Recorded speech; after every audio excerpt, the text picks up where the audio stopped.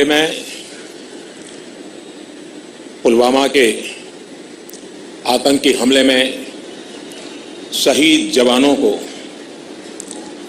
आदरपूर्वक श्रद्धांजलि अर्पित करता हूं। उन्होंने देश की सेवा करते हुए अपने प्राण न्योछावर किए हैं। दुख की इस घड़ी में मेरी और हर भारतीय की संवेदनाएं उनके परिवार के साथ है। इस हमले की वजह से देश में जितना आक्रोश है, लोगों का खून खौल रहा है, ये मैं भली भांति समझ पा रहा।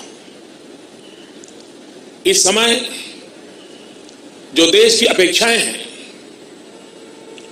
कुछ कर गुजरने की भावनाएं हैं, वो भी स्वाभाविक है।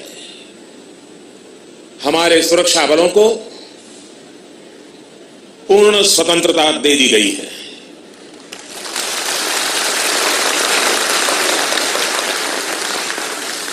हमें अपने सैनिकों के शौर्य पर, उनकी बहादुरी पर पूरा भरोसा है। मुझे पूरा भरोसा है कि देशभक्ति के रंग में रंगे लोग सही जानकारियां भी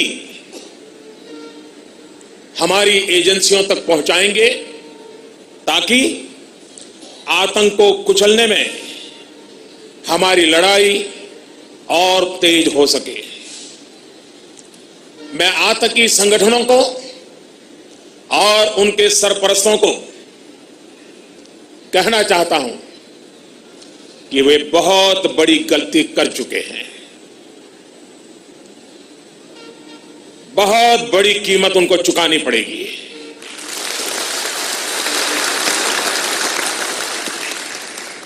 मैं देश को भरोसा देता हूं कि हमले के पीछे जो ताकतें हैं, इस हमले के पीछे जो भी गुनहगार हैं,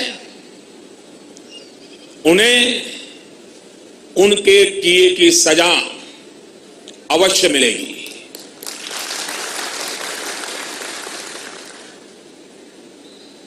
जो हमारी आलोचना कर रहे हैं, उनकी भावनाओं का भी मैं आदर करता हूं। उनकी भावनाओं को मैं भी समझ पाता हूं और आलोचना करने का उनका पूरा अधिकार भी है। लेकिन मेरा सभी साथियों से अनुरोध है कि ये वक्त बहुत ही संवेदनशील और भावुक पल है। पक्ष में या विपक्ष में, हम सब राजनीतिक छींटाकशी से दूर रहें। इस हमले का देश एकजुट होकर के मुकाबला कर रहा है। देश एक साथ है, देश का एक ही स्वर है और यही विश्व में सुनाई देना चाहिए, क्योंकि लड़ाई हम जीतने के लिए लड़ रहे हैं।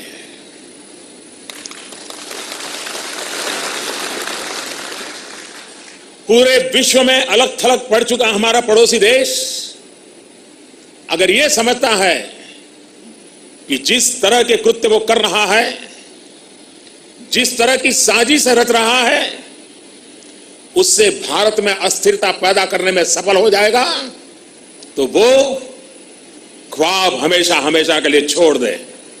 वो कभी ये नहीं कर पाएगा और न कभी ये होने वाला है। इस समय बड़ी आर्थिक बहाली के दौर से गुजर रहे हमारे पड़ोसी देश को यह भी लगता है वह ऐसी तबाही मचाकर भारत को बदहाल कर सकता है, उसके ये मंसूबे भी कभी पूरे होने वाले नहीं है।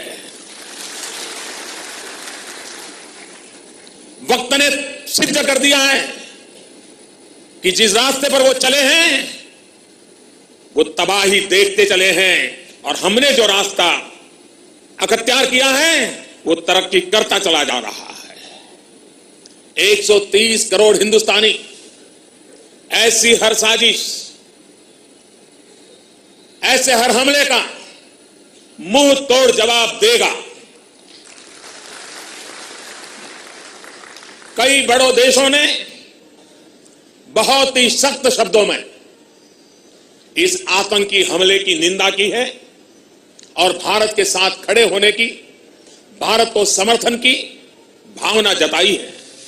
मैं उन सभी देशों का आभारी हूं और सभी से आह्वान करता हूं कि आतंकवाद के खिलाफ सभी मानवतावादी शक्तियों को एक होकर के लड़ना ही होगा। मानवतावादी शक्तियों ने एक होकर के आतंकवाद को परास्त करना ही होगा। आतंक से लड़ने के लिए जब सभी देश एक मत, एक स्वर, एक दिशा से चलेंगे तो आतंकवाद कुछ पल से ज्यादा नहीं टिक सकता है। साथियों, पुलवामा हमले के बाद अभी मनस्थिति और माहौल दुख के साथ आक्रोश से भरा हुआ है। ऐसे हमलों का देश डटकर मुकाबला करेगा। यह देश रुकने वाला नहीं है। हमारे वीर शहीदों ने अपने प्राण की आहुति दी है और देश के लिए मर मिटने वाला हर शहीद